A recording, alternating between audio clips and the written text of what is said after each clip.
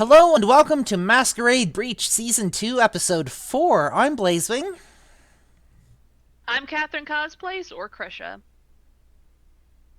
I am Marley Wins or Marley. And we're talking today about, Once Bitten. This was definitely a movie. My unfiltered notes are thus. The dancing kills me. Why is she half out of the car? I want a palm reading. That is the most generic ice cream truck I've ever seen. Trans woman as a punchline. Ew. But, I mean, it was the 80s. Well, they kind of came to the bar for a bang, I suppose. Ah, yes. Back when you could use your lunch money to buy a house. She's playing the flute? She bit him! He was a Capri Sun, and she found the straw. $5 says Sebastian's gay. Oh shit, it's Kermit the Jigsaw. The music is just as cheesy as this movie is. Cougar Vamp's a bitch. Aw, baby's first emo phase. He's not anemic, he's just emo. Again, a message of fearing the unknown and outsiders, but from an age-based point of view. ... And there's the slur. Also, quote of the night, I'm nice and sweet and pure, so fuck off!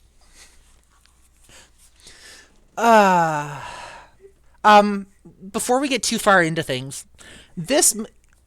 if you ever wanted to know what sexual tension looks like in a movie, especially from the early adulthood side of things, this is the movie you want to watch. Like, you could cut the sexual tension with a knife. But let's get into it. Who wants to go first? So I also have a list of notes that Yeah? are just amazing as yours. May I read my list? Absolutely. I have like 12 of them because, of course, it is the who needs a bar when there's a laundromat? When your romantic dream sequence is against you.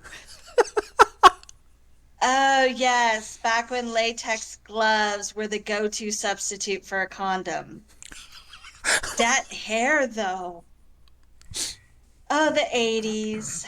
When getting turned into a vamp meant you turned silly boys into goths. Might have sinned. What? Not the buttons! Not my gumdrop buttons! She likes to watch. You must be 18 or older to be bitten by this vampire. Fire always works. You have to say it aggressively, though. Fire always works. It's the turn the corner and hiss move that gets me. Oh, we can break through cement now. Nice. Those are me. The amount of hissing at the end of this movie is just over the top, and like I don't know where to go with that. Just every time it cuts to a new moment with somebody else, there's just automatically hissing. Like,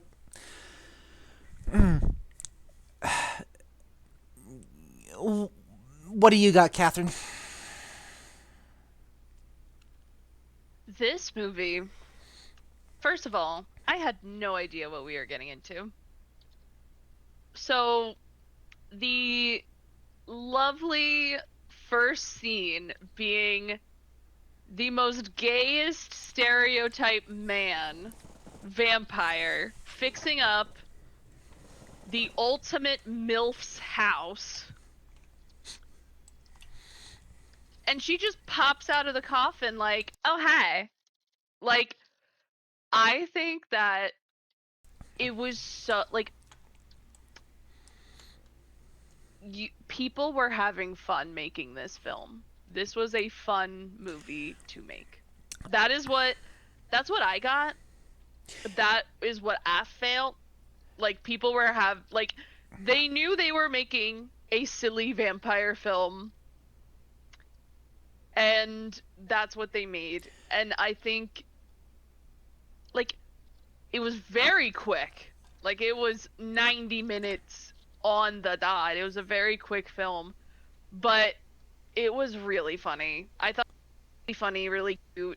Oh wait, I just took my finger off the mic for a minute. That's all right. Keep But going.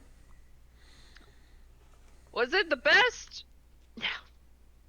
But it was funny. It did the job. The one thing I could never get over was at the end of the chase scene where she was like, "Have you tried opening the door? Do you know how expensive doors are? And y'all just keep busting down all my doors?" Like, literally, I was like, that was improv, and you could not tell me otherwise. This movie, for those of you who don't know, one of the stars of this movie was Jim Carrey before he was really well known. It was, I think, about a decade before he was before he was really well known. And I mean, he delivers. This is a movie that I could see getting somebody's attention specifically for his role. I think that given when it was made, this may have been something that, what's the word I'm looking for? This movie may be something that is treasured for a lot of people who saw it back then, but I don't think it would really hold up today on account of, well, there's a few parts that didn't age well. But it is definitely an interesting take. It's a different take. And the further the movie progresses, the more emo you get to watch Jim Carrey go. Like, his entire appearance changes by the end of the movie. And that, for me, is gorgeous, because I haven't seen Jim Carrey play that kind of role before. Yeah, I get the feeling that that's kind of what they were going with in Spider-Man 3. The emo phase. Yep. Like, they didn't quite get it, though, but they were so close. But my favorite thing, honestly, out of the entire movie is the relationship between the three friends. Because they have his back, and he definitely has their back, even though they don't understand what's happening. No one gets it, but they're so supportive. And yes, it led to the slur scene, but also the after scene of that, where he's just like, if you wanted to know, you could have just asked. I was just gonna mention that. That killed me. You could have just asked. And you're like, oh. It's like, yep. Would have avoided that whole fucking issue in the first place. Just so open about it. Like, as you know, as an actor and a character, he's so fluid with that. He was like, yeah, you could have just said it. I'm right. We got this. You get that feeling like that's what besties are for. Like, they don't understand, but they are right there being supportive. This movie very much shows that even in his earlier days, Jim Carrey wasn't afraid to put himself out there. He wasn't afraid to be over the top. And he wasn't afraid to deliver things with the same amount of zeal that he does today. If anything, he's only gotten better. I just saw Sonic 3. Mm-hmm. And I'm always going to love and support that man, especially with everything he's been through. I think, though, in this movie, though, this does show some of his, like, actual acting chops. Because, like, this isn't, like, this isn't one of his more goofier, just supposed to be funny, like, films. Mm-hmm. This was, like, he's genuinely just a virgin teenager, very insecure and shy, who just wants to get laid because he feels like he has to. Peer pressure. Peer pressured, and then put into a situation that is unfortunate. Though the most interesting character is Robin, the girlfriend. Okay, I'm dead serious when I say this. She is such an interesting character. Mm-hmm. But also, like, the second she found out what's going on, everything was fixed. Like, she was like literally, if they had just included her from the beginning, none of this would have happened. Like, she solved the issue in one day Yep. and then got Yeah. kidnapped Yep. and basically saved the day. Yeah, so I'm gonna like just draw the obvious comparison here between like vampire stories and this one taking on the appearance of, things from a cougar perspective. Just gonna throw that right out there. But starting off, the girlfriend was like, so Jim Carrey, like his character doesn't, he wants to get laid because, he's supposed to, peer pressure. The girlfriend isn't exactly comfortable with it. She's like, I want to wait until I'm ready. I want to do it when I'm ready. Kudos to her for sticking to her guns on that.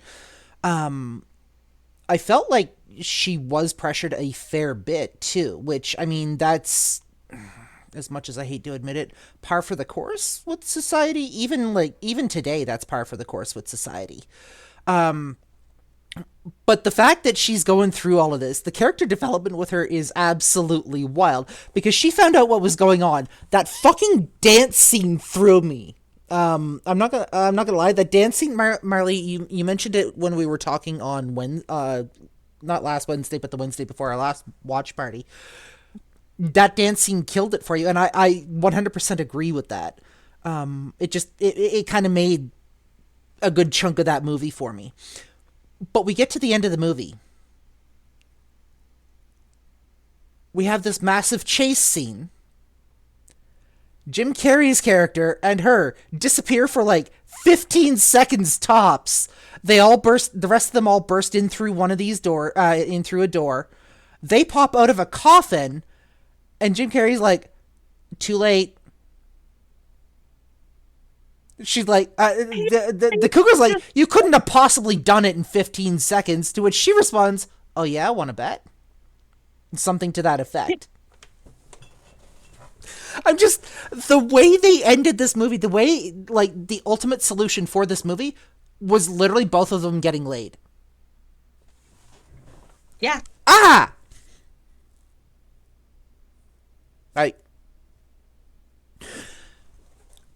I think even now, like, I'm still trying to process a good chunk of this movie and just the absolute insanity that it was.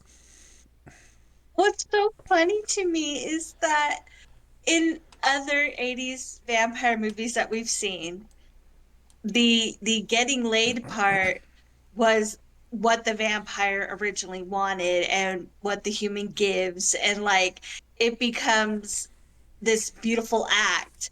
In this one, it's the humans trying to stay human. Trying to like this is a couple trying to be the couple. They're not having a spat because they didn't, yes, he made a bad decision, but in every one of the movies the boy always makes a bad decision. It was the 80s. That's how they scripted things. And in this one though, like the Robin fights for this relationship. Yep. 100%. The moment she finds out what's going on, she's like, that's it. The gloves are coming off. Screw you. Like, we're going. Like, it's on. Just because me and him are having a moment doesn't mean you get to intervene. This is still my relationship. Yep. Like, that is the vibe you get. So, I was born in the 80s. I don't know a lot about the 80s because, I mean, it was the generation I literally started to exist in this world. But I do get that cougars were like a very big thing in the 80s. It was like this whole this whole like cultural phenomenon thing in certain areas, from what I understand. The fact that they used that as a selling point for the movie, as like one of the main plot points for the movie, I think makes it just a little bit more believable. Mm-hmm. And you can't forget the gay butler. Yeah. Honestly, I'm surprised it took me that long to clue in. But, I mean...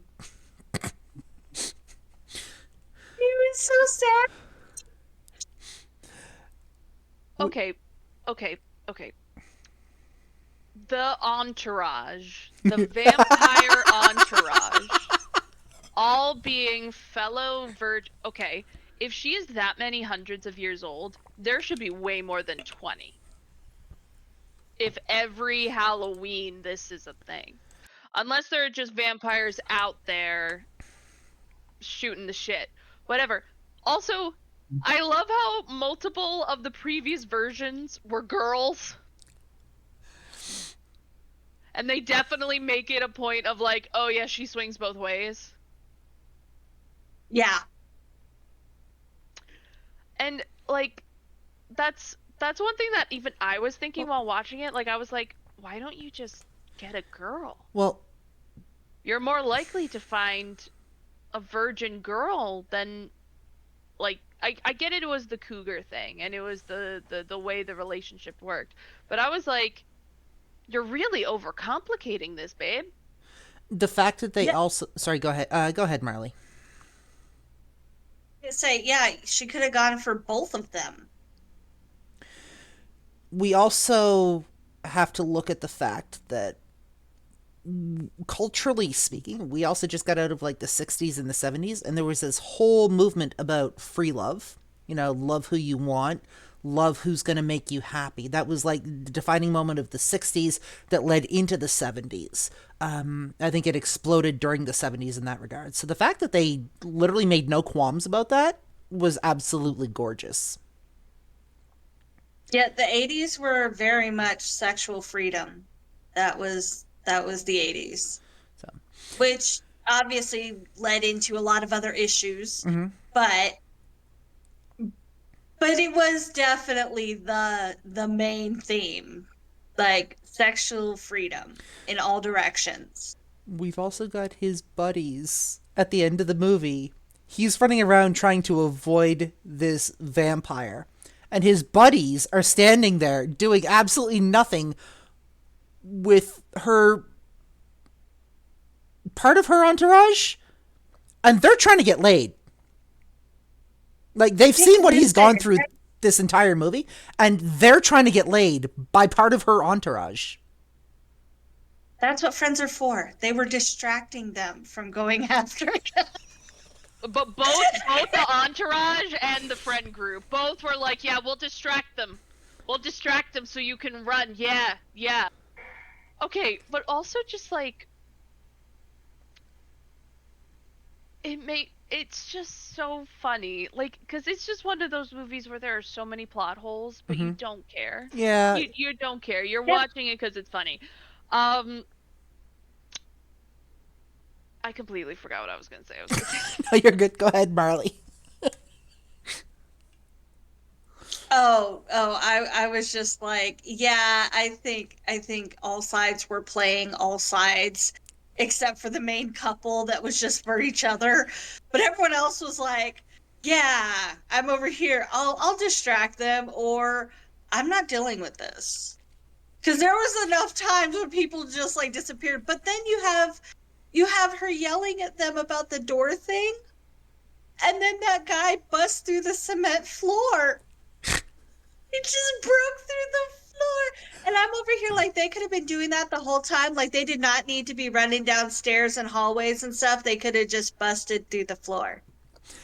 All right. So let's shift gears for a moment now that we've like just completely torn this movie apart and like and gotten rid of any expectation of, hi, this is spoiler free. What was your most hated scene for this movie? The end. Care to elaborate? Okay. I am... Oh, God. I am a stickler for, like, sex scenes. Yeah? Just because of, like, my past history. Whole bunch of shit.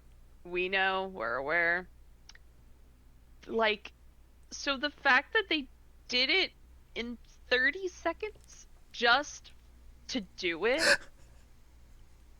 That I I'm sorry, but that was such a letdown. Like I was just like, oh, like maybe like she gets stabbed or staked, and then in the moment of the passion they just decide like what the fuck, let's just do it because they're like in the moment together. That would have been a lot better. I loved how it was like yeah, wasn't long enough to enjoy it, let's change that, and then they hop back in the coffin.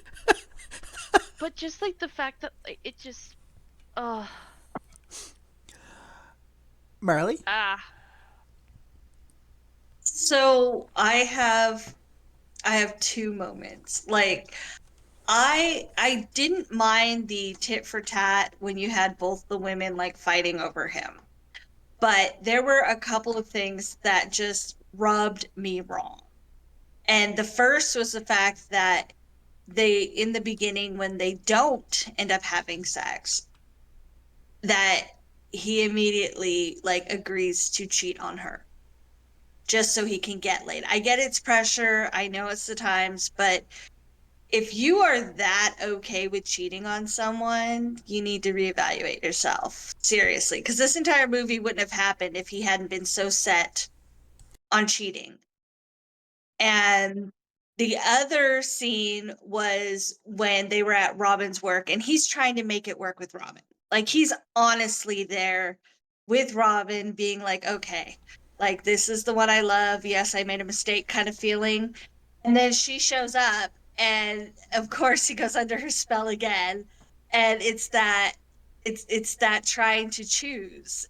And it just really it bothered me because I don't like cheating. So like that the fact that that was the basis of it, I didn't like. For me, it was the bar. I'm sorry, but that is one hell of a flimsy plot device to get this shit rolling, to get things started. So for the bar, basically you go in, you sit at a table with a lit up number on it. You know, you order your drinks, you chat with your friends, and then if somebody sees you that happens to think they might like you or might want to give it a shot with you, every table's got a phone on it. You pick up the phone, you call the number of the table that has the person that you want to give it a shot with. She called him. So I get like she was stalking and she was prowling and she was hunting, but it's so flimsy. It just, I don't think, I want to say I don't think it was realistic, but I guess to some degree it might be because, I mean, I could see that happening. It doesn't hit me the right way. Yeah. What about your most liked scenes? Your favorite scenes? What was that one scene for you that just kind of, it kind of stuck with you, and it's like something that, I don't know, if you take anything away from this movie, it's what you're going to take away. oh, the dance off. Yeah.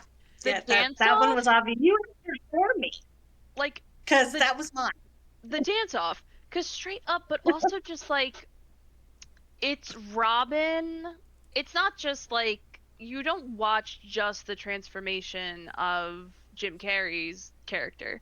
You watch the transformation of Robin too. Cuz also like she is a shy, insecure high schooler who is like nervous about having sex, all of that stuff. But then you watch, especially in the dance scene, she is sure of herself. She's like, no, I'm fighting. This is my man. And really just like hits her, like her independence, her womanhood, everything just head on. And it was so cool to watch. And like, she literally is like, fuck you. This is my guy. And I'm going to keep him. And it's just like it was just really cool to like watch that, especially in an 80s movie Yep. where that isn't typical of the shy, insecure high school girlfriend. The dance off character. is really the point where she basically said, hands off. Literally, the song was hands off, he's mine. The lyrics for the song. It's where the gloves came off. It's where she picked up and she basically said, back off. Marley. Yep. So the dance is always going to be my favorite scene. Mm-hmm. But also, what lives rent free in my head is every time he lost his fucking button. That will always be. What happened to your shirt, honey? Why are there no more buttons? Like the way the mom approaches the lack of buttons. Like it's amazing. And like I love the dance off because honestly for me, what it felt like was remember when they had the dance off in Greece? Mm-hmm. And Sandy was hurt and upset and sad. I felt like that was the ending I wanted for a movie was for the innocent one, the love interest, to be able to put her foot down, you know? And that's what I felt like I got here was what was missing in my favorite dance scene of Grease, I feel like was fulfilled in Once Bitten, where the girlfriend finally is like, no, I'm participating in this and I'm fighting back. Because that is something that I feel like we've all been there at some point in our lives, you know, where you cared about someone and there was a choice. And a lot of times insecurity gets in the way. And I know like there have been times I wanted to fight back against things and I didn't. But every time I've stood up for myself and fought for something I truly believed in, it did work out. And that's what I feel like it speaks volumes to that. It's never an easy thing, you know? And those dance moves, whew, yeah, no, I would break a hip. But still, it was beautiful. And now I need more buttons. For me, I will actually agree with you too. It was definitely the dance off. Is the scene that stuck out for me the most. It's the one thing I will carry away with this, but not just because of the things that you guys mentioned, but also because if you watch them as they're dancing, they are doing this intricate weaving. They are doing storytelling effectively through their dancing. They're doing interpretive dance effectively. They're telling like they're showing that they are absolutely 100% fighting over him. But the cougar is also not afraid to dance with the girlfriend, like to show off, right? Like, yeah, I'm older than you. I've got more experience than you. I know what I'm doing. And then she steps up to the plate. The girlfriend steps up to the plate. Robin steps up to the plate and is basically like, go fuck yourself. Like, just because I give off that meek appearance, just because I give off that timid appearance, doesn't mean that I can't do that. I just have to have the confidence to be able to do that. And the more that the more that you step into my territory, the more that you step into, and try and take my man, the more you're just encouraging me to bring that out and step up. She actually stepped up to the plate in that scene, I think, 100%. And that was the definitive moment for her. That was her transformation moment.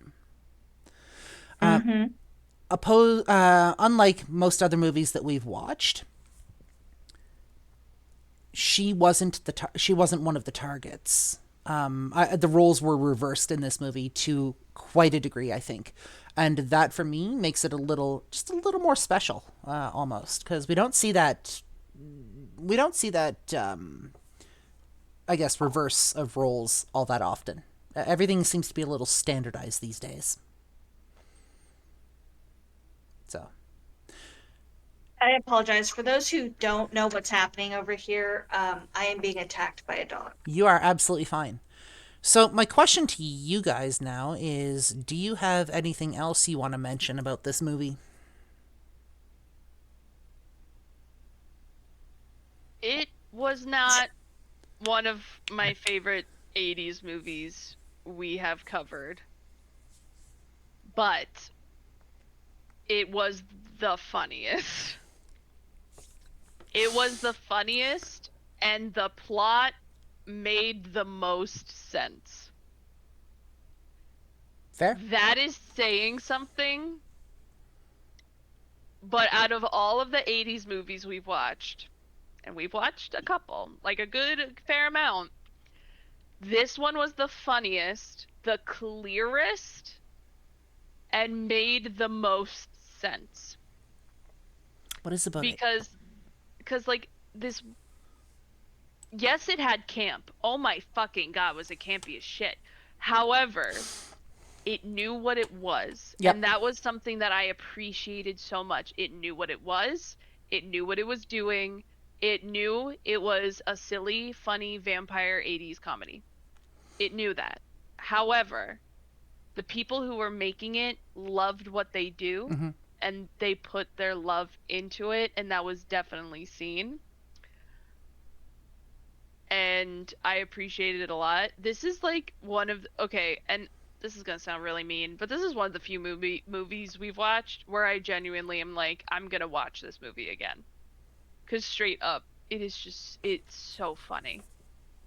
Yes, there are a fair amount of moments that did not age well whatsoever. Absolutely not. But it I loved it. I did.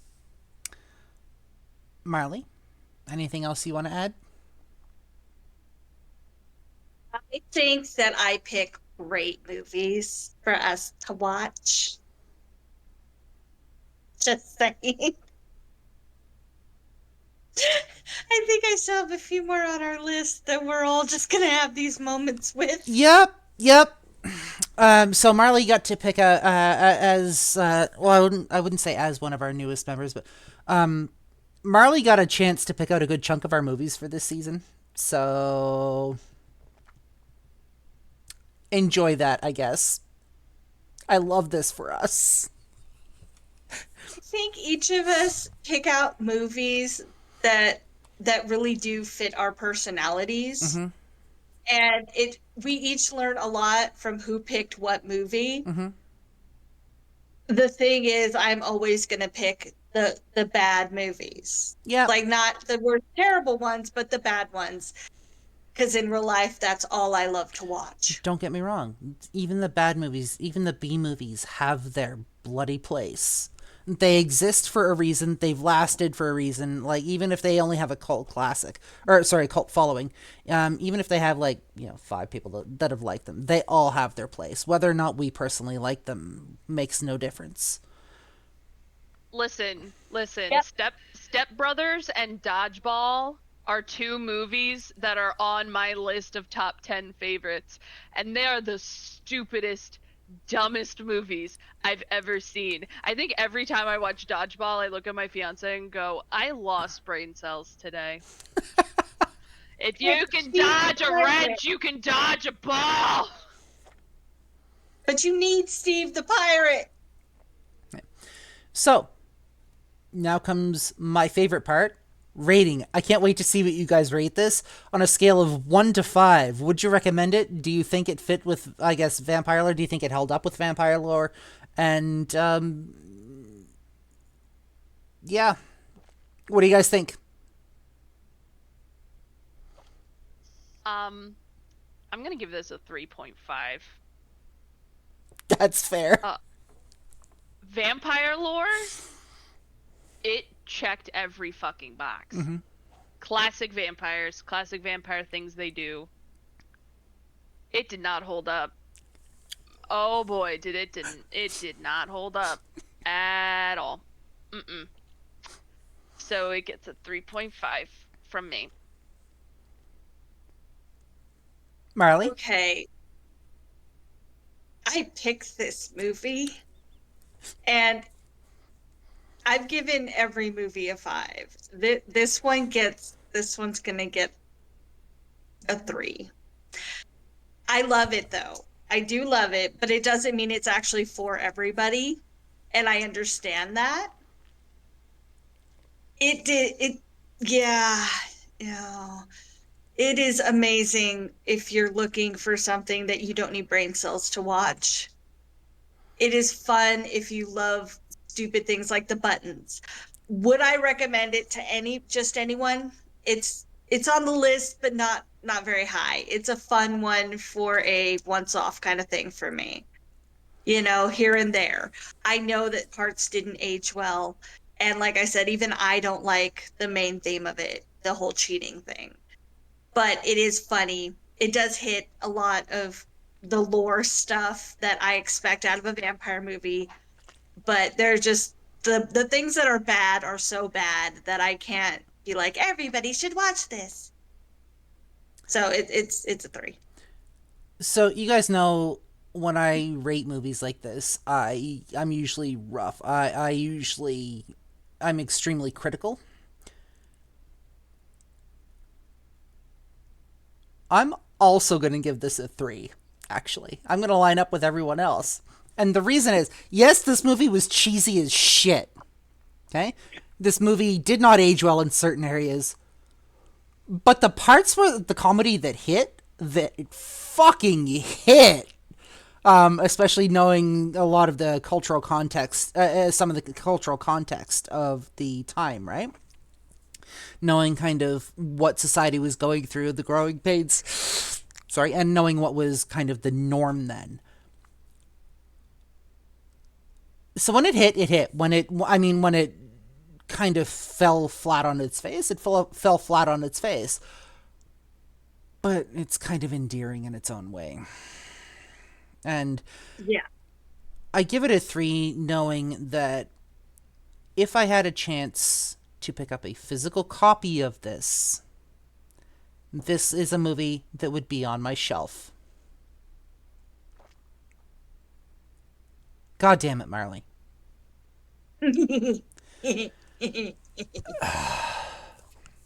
I'm a little harsh on you with kind of your movie picks, but I don't think you've actually picked a bad movie yet. It's just, God damn it, Marley. Because you picked the most, off the wall, unhinged shit. And that can be unhinged as in absolutely nuts, or unhinged as in, what the fuck am I watching?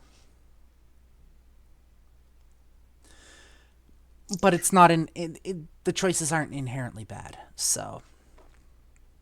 I mean, if ever there is a chance to step away from vampires for a movie, you should see the recommendations I have for that, because what you have not lived until you have watched a radioactive man witch eat people. I don't know if. Oh, okay, we're not going there. Is Tusk on that list? Uh-huh. Yeah. But I was thinking Inhuman Witch, but also Night of the Were-Rooster. Andy would like to know, the sandwich, man-witch, or man-witch? Man-witch, the man-witch, yeah, the sandwich man-witch. On that note, if you guys would like to come and join us for Watch Party on Wednesday, you're more than welcome to do that. Talk to any one of the hosts for an invite link, and we'll see what we can do about getting that for you. If you would like to know what we're watching this week, The Vampire's Assistant. Oh, it's going to be such a bad movie. I'm so excited. Yeah, I see you're ready to just tear shit apart here. I can't remember if that one had Nicolas Cage in it or not. It does not. That's Sorcerer's Apprentice.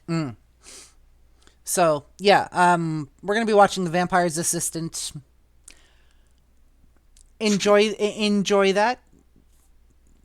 I've really got nothing else for this episode, so.